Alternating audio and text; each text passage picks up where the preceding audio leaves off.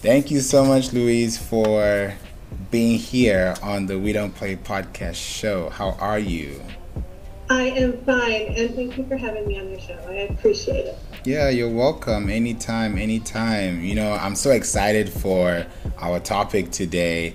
People have clicked on the link because they want to know how to set the editing goals for the book, especially when you have a book that, you want to publish and you have to think about typos, grammatical errors, punctuation, and all those things, and it can get very stressful. But I think you coming on board and telling us about last research and editing will definitely set the bar for people.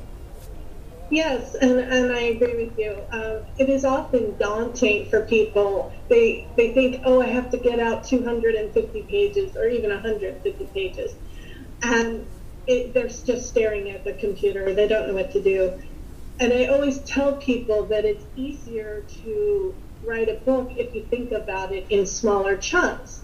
And it's the same as any kind of business, really. If you're doing a task, you want to break it down to small tasks. So with a book, the easiest thing to do is to think of it as not 150 pages, but maybe 10 pages a day. And then if you think 10 pages a day, you also have to remember that a book is often 6 by 9 or 5.5 by 8.5. So you're not writing 10 full pages a day. You're really only writing 10 half pages a day. And if you think of it in those kind of terms, it just makes it easier to consider writing a book. That's true. That's so, so true. Wow. I appreciate that. And, I love people to know more about you. Just let us know, how did you even get started? Because I know you said you've been inspired to write since your youth. So let us know more about how this all came together and what it is now for you. Okay, so when well, I wrote a song when I was 8, but I never actually got that published. I just did the lyrics. I didn't know how to do the music, actually. So I have the lyrics copyrighted, but that's all. But really, my first paid authorship was when I was 12. The local newspaper, Town Talk, and I grew up in Upper Darby, Pennsylvania, so Town Talk was in Pennsylvania. And the local paper asked people to submit poems and writings and essays into the paper, and they would publish it. So I did that. I published my first poem at age 12, and I got paid for it. I got $5. So, but I had always known that I wanted to be a writer. Stories just always fascinated me, and I always liked imagining different characters and different people in different settings. But so I went to school at the University of Maryland College of Journalism, because the other thing that is very important to me, besides the characters and the settings, is always telling people the information that they need to know. And so I went into journalism because I wanted to be the one who helps people get the information that they need to know. And I still do that today. My journalism career has evolved.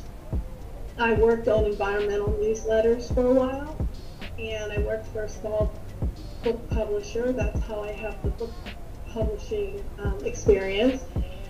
And my business has evolved as the journalism and technology has evolved. So instead of writing newsletters now, which I still do occasionally, but I do more online stuff. So I do more blogs, and I do more online manuscripts and press releases and that kind of thing.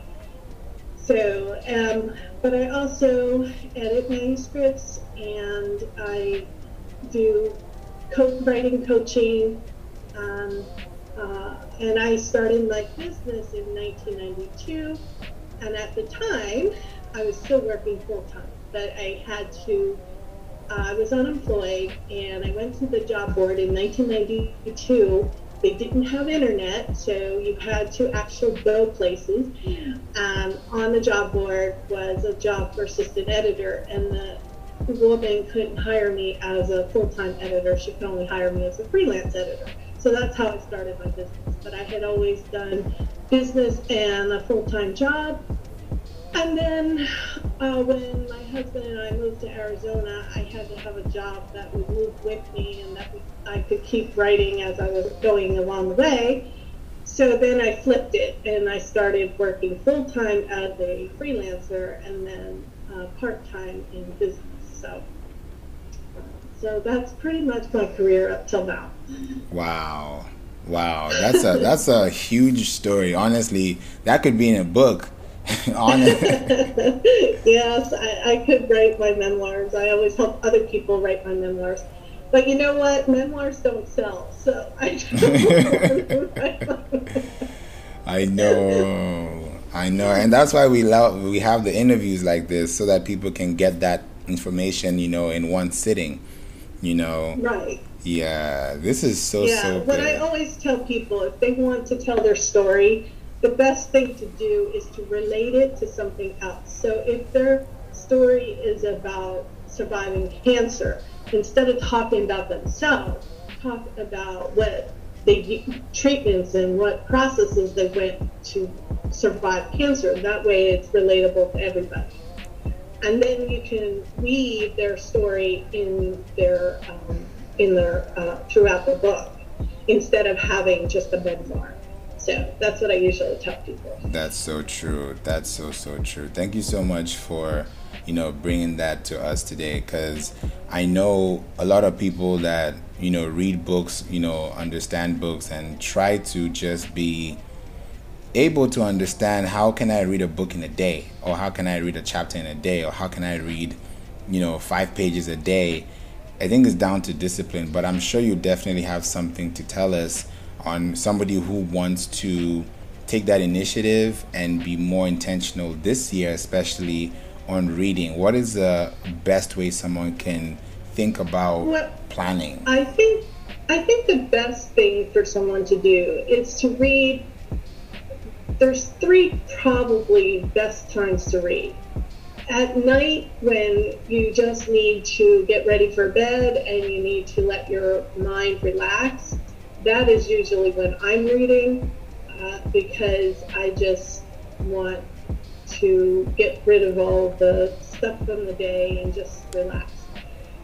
The second time of the day is when you're working, and especially if you work from home and you really need a break from your job. I think that is a good time to take 5 minutes and read, because then again you're relaxing yourself and you're not stressed. And I think writing and reading should be used as a way to de-stress. So, and then the third time is early in the morning before you're ready to start your work for the day, because then that energizes you and gives you ideas and inspires you on what you can do for that day. So those are the 3 times of the day that I think people could plug it into their calendar to read. And it's like any other goal, you need to actually write it down. I'm going to read a chapter today, and write it in your calendar and make it an appointment, and then people are more likely to do it. So true. So true. I'm glad that you mentioned that, because what I wanted to ask next, about books before we go into, print marketing and letting people know how they can structure it out, knowing that some people would have a book, but they need to, advertise that book, to the social media channels they have, and let them know, and not just buy my book on Amazon, buy my book here. It gets redundant at some point, but they'll need to add content strategies to it. So my quick question, this is just a concern, not really a concern, but like I wanted to hear it from you, because you're the expert in, in this print industry. There's a platform I know of, it's called blurb.com. And some people try to get their books on Amazon. Some people try to get their books, on other sources. Would you suggest or advise someone to go straight into Amazon seller, or go into a third party like Blurb and then restructure out their model so they can be at Barnes and Noble and, the likes of the books where they can be able to get transactions from? Well, I usually actually recommend Amazon for the ebook and Ingram Spark for the print version. And the reason I do that is Ingram is the largest wholesaler in the world, and it sells to the libraries and bookstores. So if you really wanted to get your book into libraries and bookstores, you have to be in Ingram's catalog, or or they're just not going to buy from you. And Amazon is the largest ebook, and you can have a Kindle on an iPad or an iPhone or any other kind of Nook. So you don't have to have all those other versions, because you can just download the Kindle app on whatever device you have, and then you can still get your book. So to have the best option, I tell people, have your ebook on Amazon and have your print book on Ingram. And answering your question about the bookstores, now that's a second issue, because only 25% of books are sold through bookstores. So I always ask them first, do you really want to be in a bookstore? Because you sell more books from speaking engagements and from conferences and from just using it as a marketing tool than you do from just having a book and selling it. So okay. Okay, go ahead. No, I'm happy you said that, because that got me thinking. Because people nowadays don't really go to Barnes and Noble to buy a book; they just buy it on Amazon and get it at home. And Ingram sells to Amazon. So because Ingram is a wholesaler, so even if you publish it on Ingram, it's still going to show up on Amazon. And yes, you're correct. Most people just buy it from Amazon. So yeah, that's why bookstores most of them have closed, and it's a shame, but they didn't adapt. I always say that book industry is so backwards, and it's not like any other kind of retail out there. In book industry, an author, if you're publishing through a traditional publisher like Random House or Simon & Schuster, the publisher will give to the bookstore 25 books, and if only 10 of those 25 books sell, then 15 are shipped back to the publisher at no cost to the bookstore, and the publisher deducts those 15% of royalties from those 15 books that were returned from the royalties of the author. So, but it's the only retail where you're allowed to do that. If you were a manufacturer of clothes or shoes or accessories, and it doesn't sell in the retail store just has to mark it down, or eventually it ends up in Goodwill. But it doesn't go back to the manufacturer. But in the publishing industry, it can go back to the manufacturer at no cost. So I think the publishing industry really needs to get on board and stop taking the returns and just make those books sell through the bookstores. But that's one of the reasons why bookstores are dying, because people can't afford to support them. The authors especially can't. So that makes a lot of sense. Yeah, I think it makes sense to do that research before you even publish the book, because it gives you a much better scope of what to work with when you're creating content for people who are going to find your books somehow. And I think nowadays, second nature's first choice is Amazon.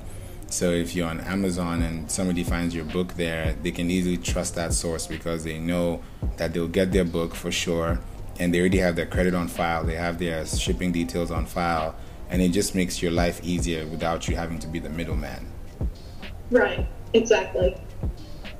They'll go to Amazon first. They'll search for Amazon on Amazon for everything. I know I do it, and that's another thing about the book industry, is that you need reviews for every book, and the more reviews you have on Amazon, the higher your ranking is in Amazon. But Amazon is only putting reviews if you buy on Amazon on a regular basis, then they'll post a review.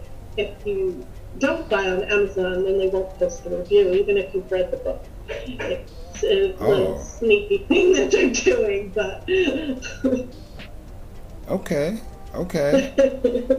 This is some good yeah, insight to know because some people don't really know these things, you know? yeah, Wow. yeah.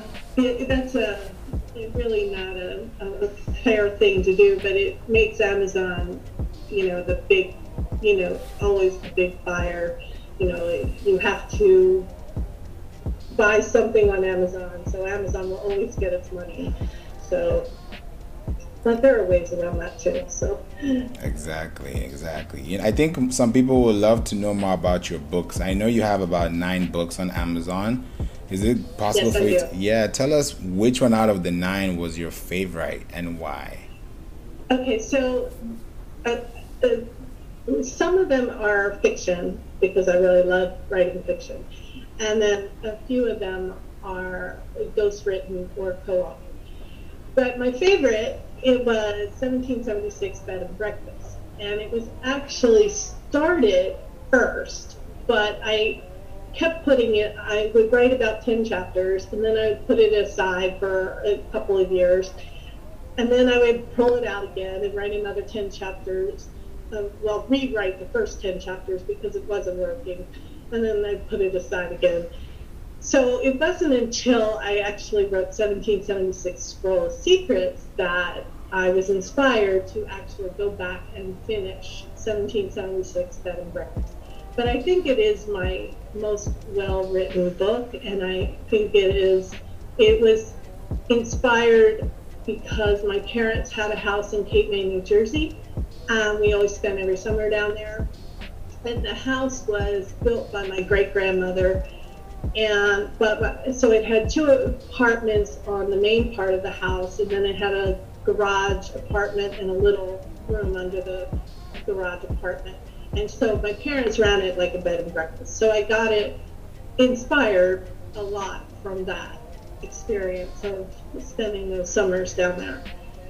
And so that is also why it's one of my favorites, but I also think it's the best that I've written, and even though it's my second book. Now, as far as the nonfiction goes, I probably like the cookbooks because the person who is the author is a chef, and she is dyslexic, so she didn't have any way of writing, and it was a way that God put us together, her and me, because I could write for her, and then she could sell her recipes. So I really liked doing those projects and learning the recipes and trying them out myself. I haven't tried all of them, but I've tried a few of them. So because I'm really bad at cooking, I can cook to eat and stay healthy, but I can't cook if I was going to present anything to the Queen or to the President. That wouldn't work. So.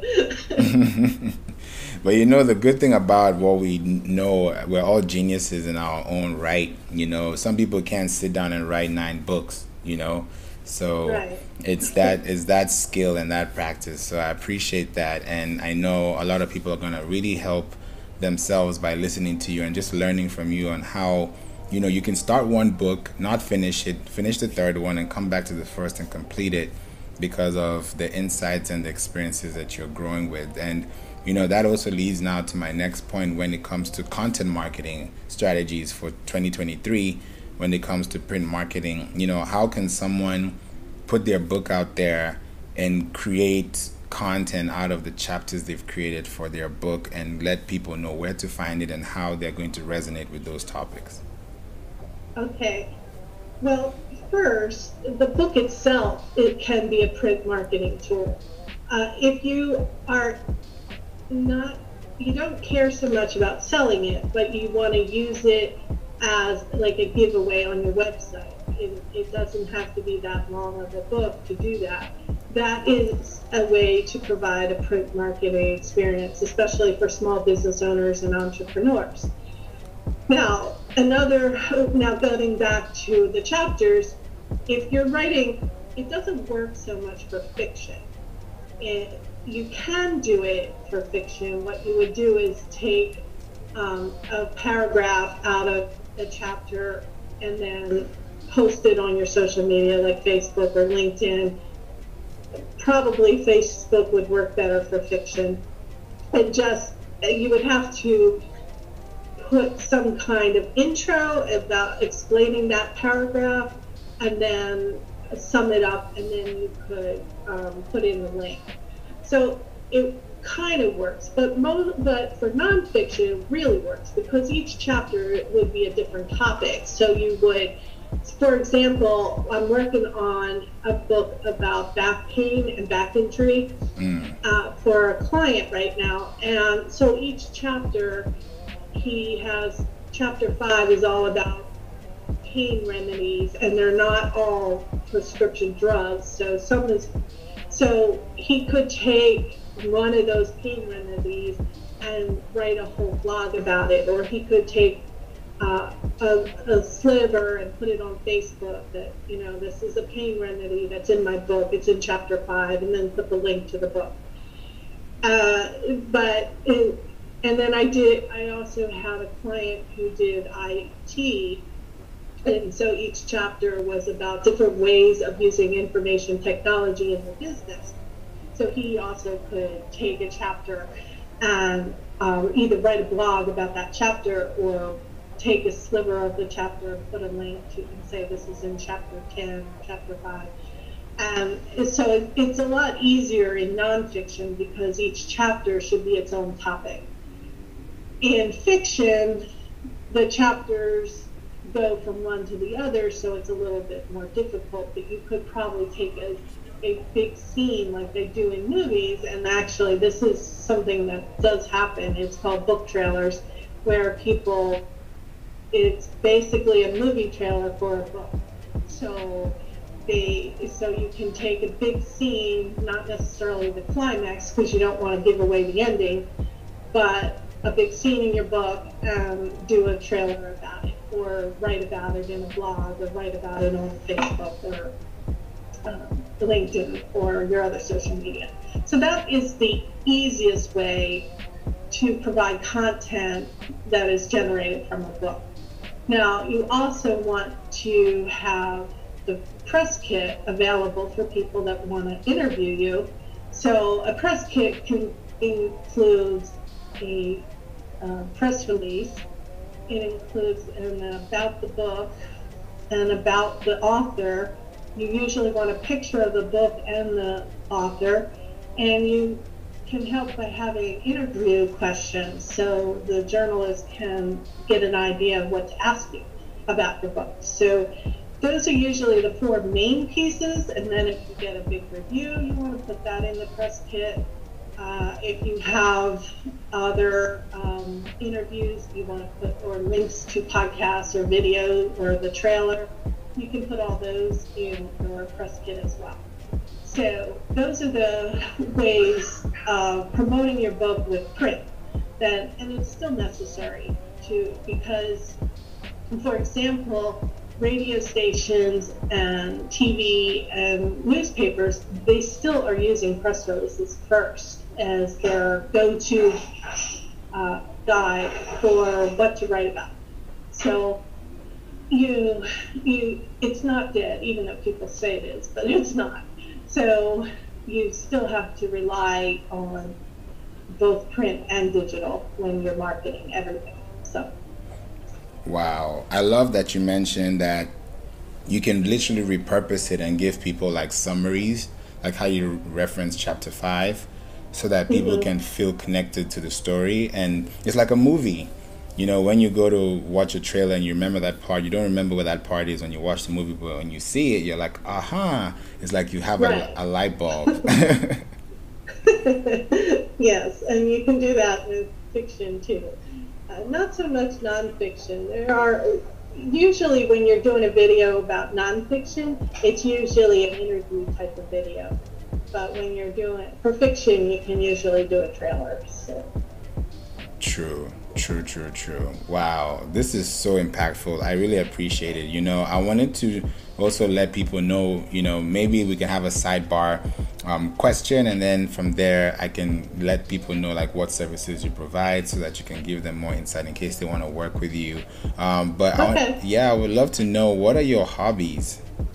Well, believe it or not, reading. I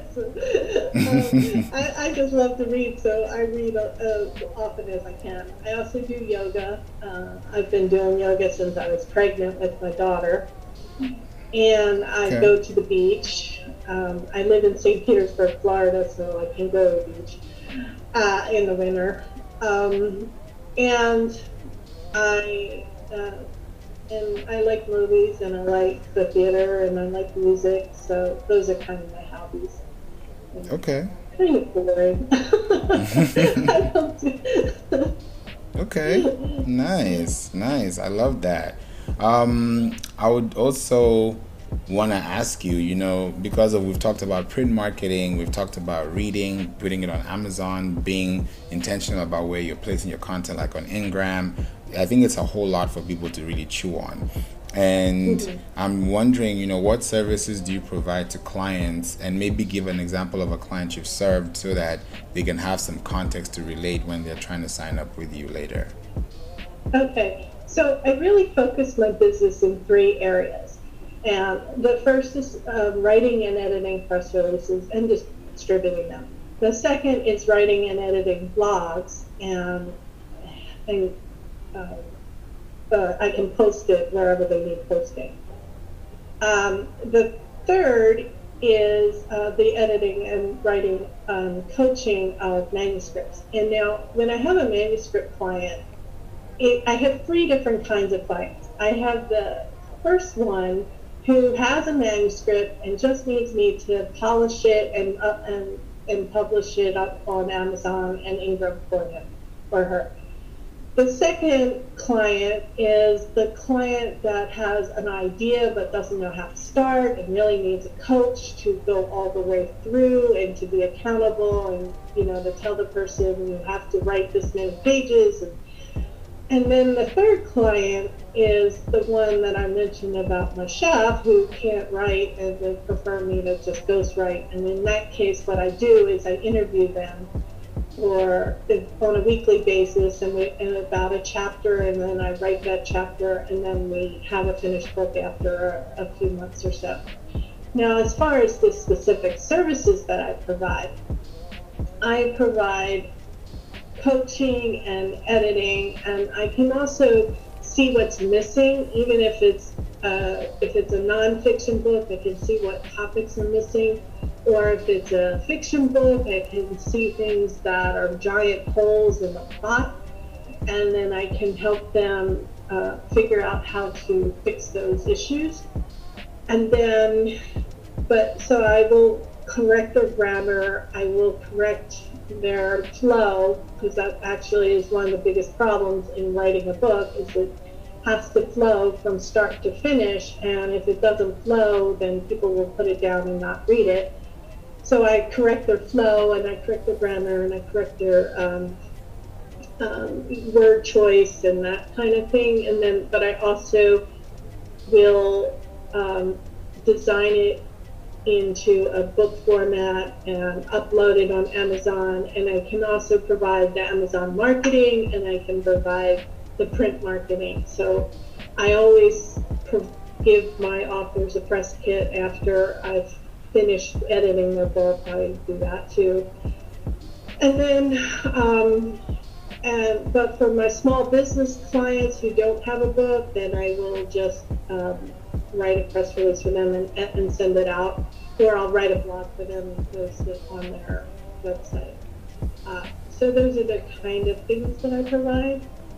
Okay, okay. I know anyone that looks for any of those options will find exactly that sweet spot and connect with you, because those are the things that a lot of people need, and I believe you can definitely bring it to their benefit so they can have a much better and seamless process, which I know a lot of people are looking for, and I know you will definitely be able to help them with that. Yes, and could I give out my website address? Yeah, please. How can they contact you? So you can contact me by phone, 480-370-3945. You can contact me on my website, www.lastresearchandediting.com. And I also have my email address is louise@lastresearchandediting.com. So any of those three ways you can get in touch with me, and I would be happy to help. And even if you and I do not make a good fit, I will still answer your questions, and then you can help you find somebody that is a good fit. So I will still help you even if it's not for my business. Oh, that's I believe that's important. Yeah, I love that. It's the act of giving and the spirit of just making sure that, even if I can't help you, I know someone who can. And that says a lot about the integrity and the business ethics that you have. So it keeps that professionalism up. And I know people will definitely love to connect with you on that base. Thank you. I appreciate it. Yeah, anytime. Thank you so much, Louise, for being here and being part of today's discussion. You've definitely brought so much value to the show, and I know that people will definitely reach out to you and connect with you on levels that whenever they're ready, they know, okay, I know who I can contact. So you've definitely brought that today, and I appreciate that. Great.